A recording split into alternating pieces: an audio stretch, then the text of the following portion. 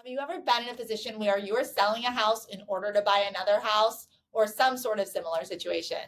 I have recently been seeing more and more of this, which is pretty much par for the course as we get into the spring market. There's a lot of moving pieces. Some people are selling a home in order to buy, and it can be a domino effect with people having to move.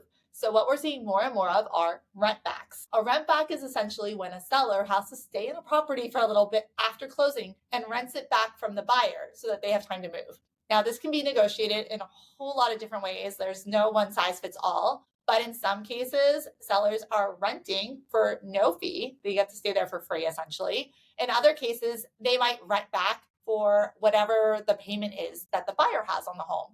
So, whatever the buyer's current mortgage amount is, and then prorate it for the number of days. Sometimes they'll just do it at whatever the fair market rent is. Again, it's all negotiable, but if you've ever wondered what a rent back is and you've heard of it and you're not quite sure, essentially that's all it is. It's just when a seller is renting the property back from the buyer for a certain period after the close of escrow. And one other thing to note is that usually there's a cap that lenders will allow. So if you are getting financing and renting the property back to the seller, you normally can't rent it out to them for more than 2 months. Otherwise, it's considered an investment property. This can vary a little bit lender by lender, but definitely something to keep in mind.